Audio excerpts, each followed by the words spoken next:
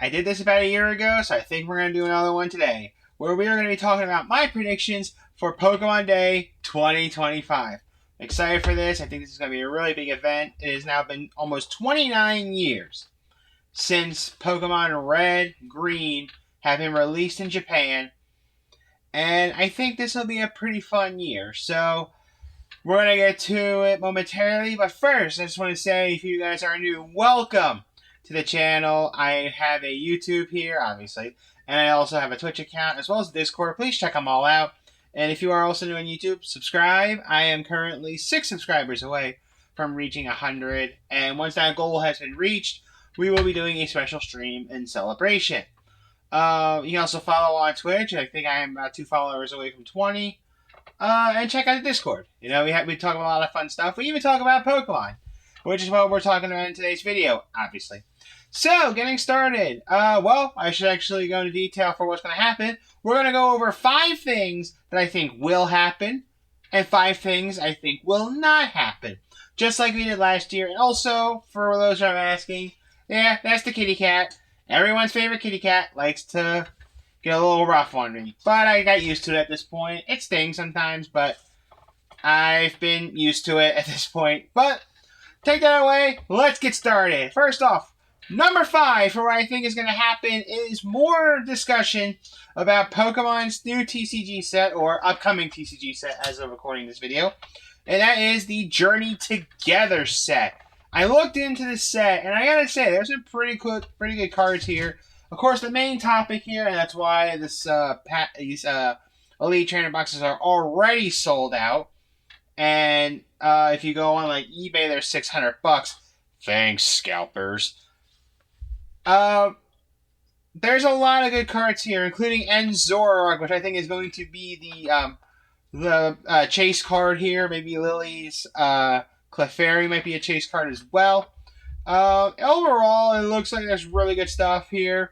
Of course, with the N and Lily cards, I'm thinking more of the special illustration rare cards. I think they're going to be the money chasers. But it still looks really cool. A lot of cool cards are in this set. Go figure that they're really mentioning Salamence with a move that does 300 damage. And in my Pokemon XD live streams,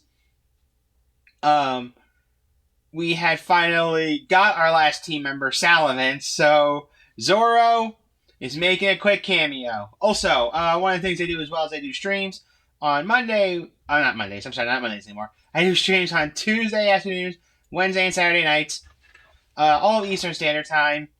But I'm done plugging myself. We're going to get back into this. I think they're really going to talk about Journey Together because the trainers cards are back, which are going to have a huge impact to the game. Last time this has happened, I want to say in the Kanto region, maybe Johto did it as well, but I know they make sporadic appearances, but they're not as useful.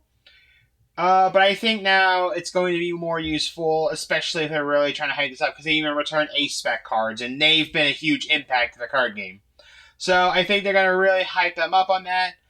But that's number 5 for I think it will happen. For number 5, I don't think it's going to happen. I don't know why I have to mention this, but I keep seeing this online, so I think I should mention it.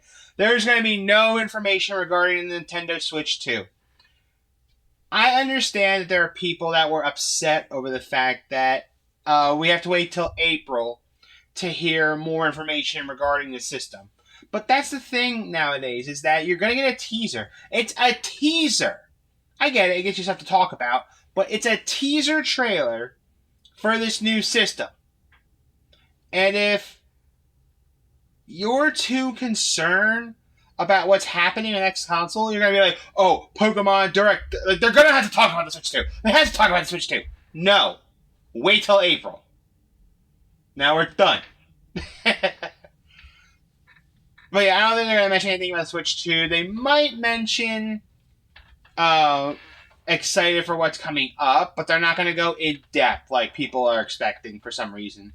Even though they have to read and say, oh, look, it says April 2nd, not February 2nd, because it goes through America's calendar, not other calendars where you put the day in before the month, whereas here you do the month before the day. And I'm ranting. Point is, no Switch 2 updates. let's continue to number 4, and that is a summary of how successful the Pokemon TCG Pocket is. I gotta say, I've been playing Pokemon TCG Pocket for a while now, and it's a lot of fun. Granted, yeah, it's the trade thing, but we're gonna put that aside for now. I think the early success has been very fun. I've been enjoying opening the packs, and what's really cool is you can put yourself as a casual player, or you've played the game more often. If you do that, then it's a lot easier for you to understand these cards and how they're being played. I think it's doing very well, actually. And I think overall, it could be a very good thing going forward. Of course, there's things that are going to have to be changed, which is going to number 4 on things I don't think is going to happen is any changes regarding TCG Pocket, mainly the trading. I'll say it, I actually agree with the majority, as my camera just freaking... When you try to use new technology on your PC, I hate being blurry. There we go. It's fixed because I got frustrated. But I can actually say this. I agree with the TCG Pocket community in saying that the trading system sucks.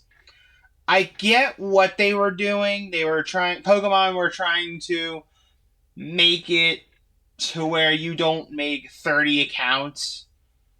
And, let's say one of your accounts gets all the rare cards and your main account got nothing. You're going to go to the main, your fake account or one of your multiple accounts and trade with your original account so that way you get the cards you need.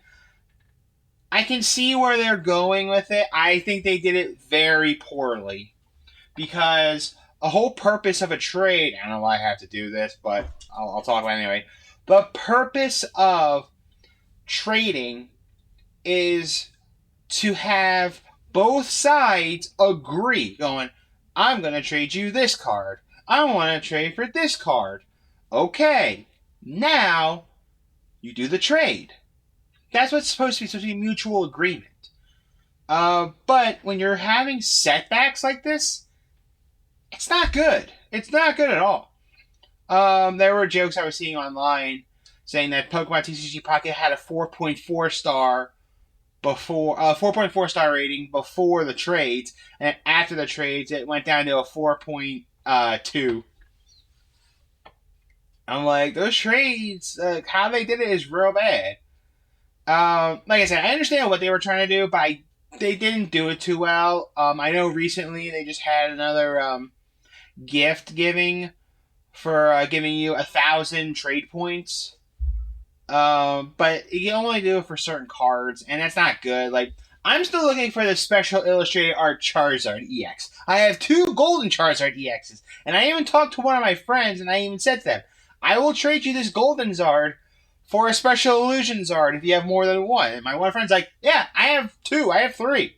I'll do a trade once it happens, but I can't do that because Pokemon TCG Pocket, for one, you need 500 points to trade an EX card, and 2, I don't even think you can trade the special illustrated cards yet. There's one or the other you can't trade yet, either the special illustration rares or the gold rares. I forget which one. Maybe it's both. I only looked at the trading stuff once, and I'm like, this is stupid. I tried trading with a random friend, and he didn't even do it. So, but I don't think that's going to get mentioned, unfortunately. I think they're going to wait a little bit longer before there's any talk about it. It's going to change, I think, but they're not going to talk about it now. Another thing that's been talked about for quite a while is number 3. I think after all of this, and it actually makes some sense now, Game Boy and Game Boy Advance titles coming to the Switch Online. I think it's time. I know, depending on who you talk to, they should have done this a long time ago. I think now is the perfect time to do it, especially if you look at the history of Pokemon and how they've done these before. The Nintendo 3DS, I think it was the 25th anniversary. Oh no! It was sooner. I think it was close to anniversary ending in a 5 or a 0. They did reveal that they were going to release Pokemon's Red, Blue, and Yellow to the 3DS the eShop. And then they did the same thing, I want to say a year or two later, with Gold, Silver, and Crystal. I think now is finally the time where they are going to release that to the public. And I know people are thinking, well, the Switch 2 is coming out. If they are compatible with Switch 1 games, I'm pretty sure that the Switch Online will have the same account and everything going from the Switch 1 to the Switch 2. And that also includes playing all the games that we can play now from NES, Super Nintendo, N64, the Game Boys, N60. I think I said N64 already. Segas. They're going to probably come over as well. So it's not really going to miss out on it. So I think now is the perfect time to bring the Pokemon games to the Switch Online. It also helps out players as well that want to play the games, but they can't because the games are freaking expensive. But I think now would be the perfect time. If it's not this year, I definitely think next year because of 30 years. Something I think will not happen. Now this one is kind of iffy because it either tonight or coming up is teases for another part of the season for Pokemon Horizons. I'll say it. I've been enjoying Horizons, and I think it's either tonight or tomorrow or coming up. They're going to reveal the new season on Netflix, and because of that, I don't think they're going to go into hyping up another part or another season if the majority of the community hasn't seen those episodes yet. I just think that they're not going to go there because they don't want to throw too much at you. They want you to enjoy what's out right now. And they might even say, hey, they might have like a little announcement saying, hey, the next part of the season will be this time. But I don't think they're going to do teaser clips like they've been doing on YouTube for these episodes. I don't think that they're going to do that. But something I do see happening involving Paldea is the more announcements of Terra events or shiny raids. Or shiny hunts. Or shiny outbreaks. Whatever you want to call them. I think they're going to hype. They're going to try again. I think they're going to announce more of these happening for Scarlet and Violet. And it makes sense, considering right now, too, they want to do more stuff with Scarlet and Violet. And that's the one thing I've been enjoying these games out the most out of all the other games in the Pokemon series. Of course, everyone's going to have their pros and cons when it comes to the games. I think that one of the biggest pros is that even after completing the main story, the post-game, the DLCs, and the epilogues, they're still giving you something to do. They still have you trying to go for 7-star Terra raids, maybe shiny outbreaks. There's a lot more that you can still do. I mean, you can still hunt for BBQs. You can complete the Pokedex. You can do this and do that. There's so much more you can do that you couldn't really do in the other games. Because after a certain point, you're like, what else is there to do? In Scarlet and Violet, it feels like there's a lot more you can still do. And I think they're going to add that more with Terra raids and shiny outbreaks. More coming. And now for two things one of two things I don't think is going to happen is Unova Remakes again. I know there has been slight talk of a spin-off that could happen, but I didn't put it on my list because I already made this list prior, and then I was just doing some research last second, and I saw some mentions. So I guess an honorable mention of what will happen. I can see a spin-off game coming out. Maybe Explores the Sky. Please, I don't know, Explores the Sky. There's plenty of other stuff they could do. They could go back to Ore. Probably not, but still. But yeah, the one thing I don't see happening is Unova Remakes. I think they're mainly focusing on Legend ZA at the moment. You could see another spin-off game as well, but I don't think it's going to be Unova related. I don't think it's going to be anything about a main series game. But something that will happen is, number one, and this is clearly obvious going to happen, some kind of update involving Legend ZA. Last year, the big talking point of Pokemon Day 2024 was the reveal of Legend Zeta A. And for over a year now, we haven't heard a single thing about this game. So I'm pretty sure the main topic is going to be about this game. I think most fans that are going to be watching this Pokemon Direct, not Nintendo Direct, those that are going to be watching this Pokemon Direct are going to mainly wait till they hear about Legend ZA. They could throw in a huge shocker in there as well, like there's something else you can look into. But I'm going to tell you what it's not going to be. And this is my number one prediction for what I think will not happen for this Pokemon event. Generation 10. I don't see any real discussion about Gen 10.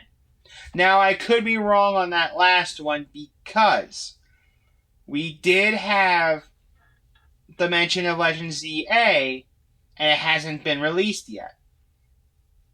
So this could be a big one. Now, I said a big one last year, too, about saying that the next game was not going to be Unova related. And I was right. I was technically right.